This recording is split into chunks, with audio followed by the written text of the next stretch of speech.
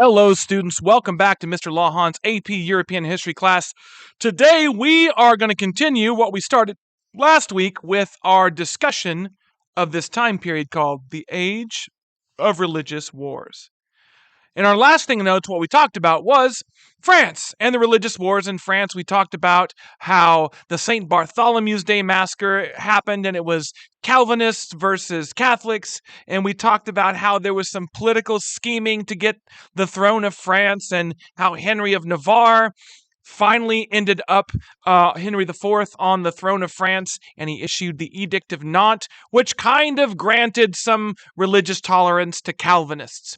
Well, today we're going to move our focus to Spain, and our essential question 4.2 is, how did Philip II control Spain in the late 16th century? So what we're going to see is not only are these religious wars going on in France, but they're going on in Spain, and then later on in England, and all over the place.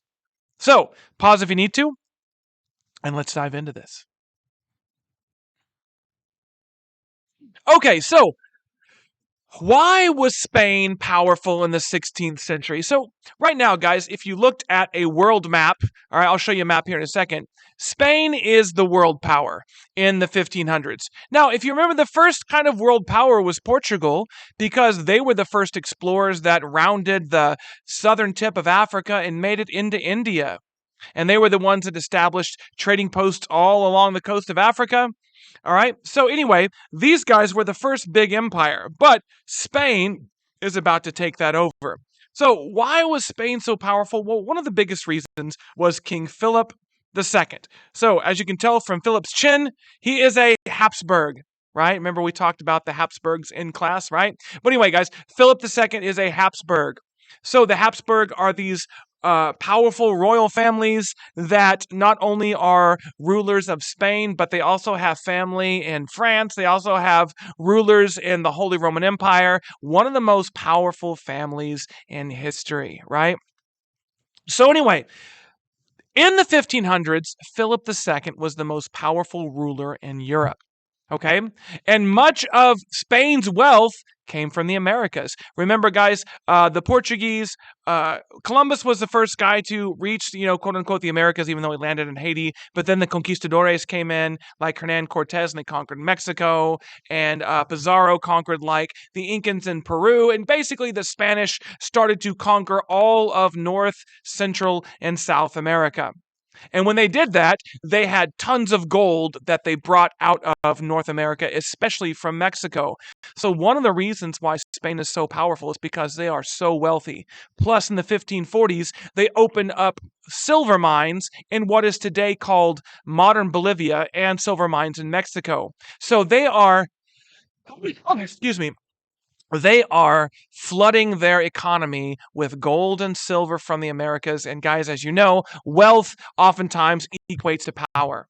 So guys, here is a map of the Spanish Empire. Everything orange, as you can see, guys, belongs to the Spanish. And if you even look in Europe, they control different parts of Europe. They control, obviously, Spain. But look, in that northern part where it says Flanders, they don't control Flanders. But look in that little red area, that's called the Netherlands. Look, guys, they also control parts of Italy. So Spain, guys, is a ridiculously powerful nation in the 1500s.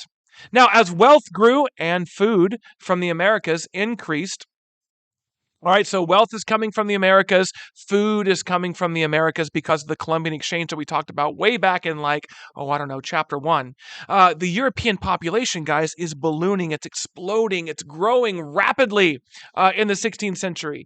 Your book gives the statistics. 70 million people were living in Western Europe by 1600, guys. That's a lot of people. So what we see, guys, is recovery after the bubonic plague, right? The bubonic plague, 1350, dipped, right, the population of Europe. But then we see, guys, it steadily grows and grows and grows. And a lot of it is because the discovery of America, the Columbian Exchange, and all the money and food being brought, from the Americas to Europe.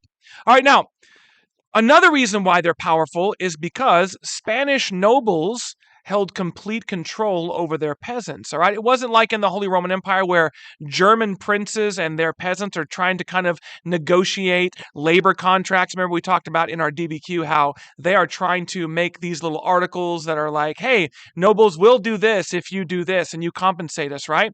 Well, that ain't going on in Spain, guys. Nobles in Spain have complete and utter control over their peasants, and peasants, guys, don't really have a lot of rights. So they are the most heavily taxed peasants in Europe, and they are the most under control, except maybe if you count Russia. All right, now another reason why they were powerful is Philip II had complete control of his nobles. All right, we talked about way back in, I don't know, one of the chapters about the Inquisition, right? Okay, so in Spain, guys, there was this fear if you were a noble of being accused of treachery and you might find yourself under the Inquisition. Well, guys, Spain controlled their nobles and got their nobles under control a long time ago. All right, so Philip has his nobility organized in an efficient bureaucracy. Now, what's bureaucracy, guys? It is that organization in government of like high-level officials, low-level officials that do the daily work of running your government. And he has one of the most efficient bureaucracies in Europe. It's another reason they're powerful. Now, another reason they're powerful, guys, is their military. So Philip II in Spain, guys, has been at the forefront of fighting off the Ottoman Turks. Now, look on the map. You see this circle. That is the Ottoman Empire. Now, the Ottoman Empire used to be, hundreds of years ago before this, used to be a massive empire that spread into Africa. It spread throughout the Middle East. All right. It was like a remnant of the old Islamic empire. And now, guys, by this point, it's pretty much Turkey, but it's still a powerful empire. All right. So they are always trying to push into Europe and grab parts of Europe. And guys, Spain and the Holy Roman Empire, remember, all ruled by Habsburgs, have always been trying to fight these guys off. So in the late 1500s, the Ottoman Turks, which is the Ottoman Empire, their invasions are stopped, and basically Spain takes control of the Mediterranean Sea. So look at the Mediterranean Sea right there, guys. Spain's navy is going to control all of that. And guys, if you control the Mediterranean, what do you control? All the trade that goes in and out of the Mediterranean.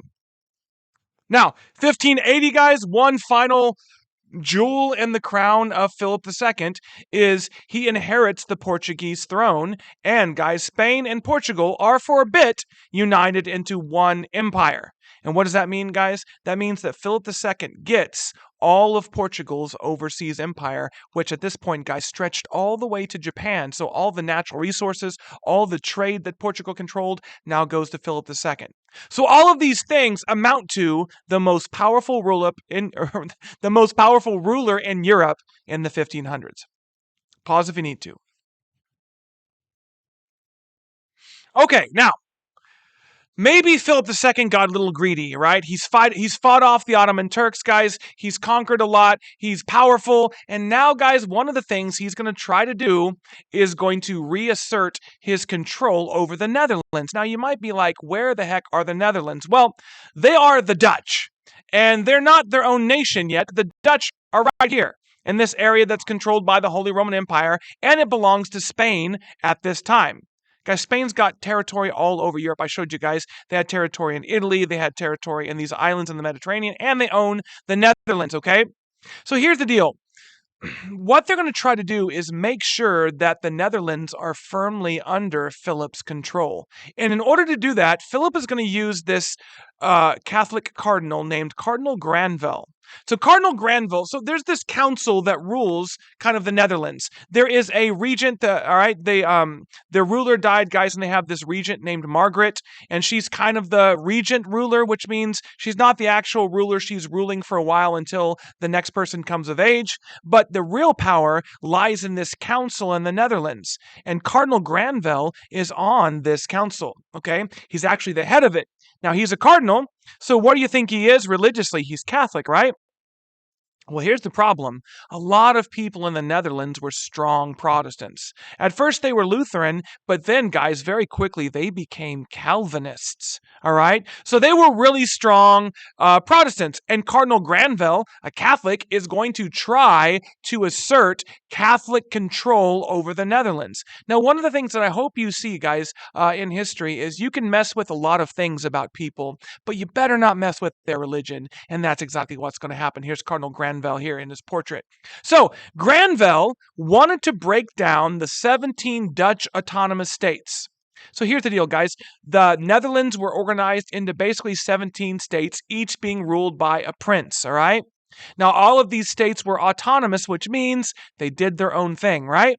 He wants to get rid of that. Guys, he wants to centralize authority under Philip II's control, right? So he wants to take the autonomy and the power away from these guys to rule their own areas, and he wants to centralize it. All right? Now, if you rule these areas, do you want that to happen? Heck no, techno, you don't want that to happen. So he also wanted the Netherlands to be Catholic. All right.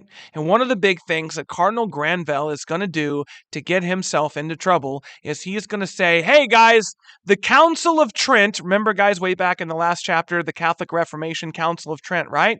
He's going to say the Council of Trent just reaffirmed all of these doctrines, and we're going to make sure that the Netherlands does all these doctrines. So priests cannot marry. There are 7 sacraments, not 8 like the mistake I made in those one notes, right? Anyway, there are 7 sacraments, right? Transubstantiation is a thing, okay? Anyway, guys, he's going to reaffirm all of these things that the Council of Trent said, and he's going to try to force it onto these Protestants. Now, there's one Protestant prince. His name is William of Orange, also known as William the Silent. And he's called William the Silent because he is very, what's the word? He has a very close group of friends, and he doesn't really talk to anybody outside of that close circle of friends. So he's called William the Silent. But William of Orange, there's going to be a different William of Orange we'll talk about in another chapter. But anyway, so William of Orange is also on this council, and he is a Calvinist. He was originally a Catholic, then he converted to Lutheranism, and then he converted to Calvinism. So this guy's kind of been everything, all right? So when Granvelle starts to push all these Catholic reforms on the Netherlands, William of Orange says, nope, we're not doing that. And he is going to resist Granvelle, and he's going to urge all the nobles in the Netherlands to also stand up to Granvelle and say, we are not going to go back to being Catholic.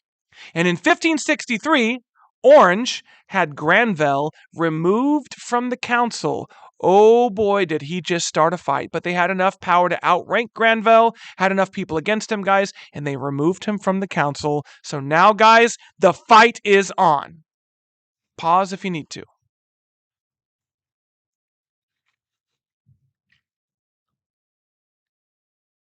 Okay, so according to the Cardinal, William of Orange done messed up Aaron. So what happens is Philip II is going to send this lord named the Duke, well, the Duke is his title, the Duke of Alba, all right? And he's going to send the Duke of Alba to the Netherlands to try to straighten this whole thing out and make sure that the Netherlands doesn't get too crazy. So here's the problem, though. William of Orange is trying to fight against, the centralization of Philip II, the centralization of Cardinal Granvelle. And the problem is, though, in trying to unite the Dutch nobles, you see, they don't like Calvinism. Okay, maybe they're kind of comfortable with Lutheranism, but one of the things that they don't like about Calvinism is iconoclasm. So if you remember, iconoclasm was just the breaking of religious image, the destruction of like altars, things like that, because you associate it with idolatry. So at first, when William of Orange starts his little rebellion, a lot of the Dutch nobles aren't really that on board, so they don't really join William of Orange, so he's kind of on his own. As a matter of fact, William of Orange is going to pretty much go into exile while a lot of this is going on. So Philip is going to send the Duke of Alba to stop the Dutch from rebelling. Now, the Duke of Alba is going to become the most hated man in the Netherlands because of the things that he is going to try to impose on the Netherlands in order to keep them under the rule of Philip II. So one of the things that he does is he creates this special council. Think of this as kind of like bringing the Inquisition to the Netherlands. Isn't it interesting that ever since the Inquisition was created, it starts off hunting down Jews and Muslims in Spain, trying to remove them and force them to convert, especially Jewish people that were converted to Christianity, targets those guys. But now France and other groups are starting to impose it on their own people. They're starting to arrest people for not agreeing with the Catholic Church. And remember what the Inquisition does? It tortures, it forces confessions, it burns people at the stake. So Alba creates one of these councils, and he starts to arrest and punish Protestants all over the Netherlands. Now the Duke of Alba calls it the Council of Troubles, which means the goal is to eliminate troubles that are going around in the Netherlands. But the Dutch have another name for it, the Council of Blood, because their idea is this council is just going to go round us all up and try to kill us all. So like I said, imagine this is bringing the Inquisition to the Netherlands. Now, Philip then begins to heavily tax the Netherlands, causing about 10,000 people to flee the area. Now, what is his justification for heavily taxing the Netherlands? Well, his justification is he just sent this council and created this council, and he needs to pay for it. So if you think about it, if you're Dutch, he basically created this council that harasses you and persecutes you, and he taxes you in order to pay for that council. He's basically asking you to pay for your own harassment and your own torture and your own punishment and maybe your own execution. How bold of Philip II, right? So the Duke of Alba comes in, he institutes this council. It's hated all over the Netherlands. People are fleeing the Netherlands to go live in France and other places. Now, William of Orange, who's in exile right now, doesn't give up, and he actually unites with this group of pirates. Okay, this group of pirates in the Mediterranean Sea.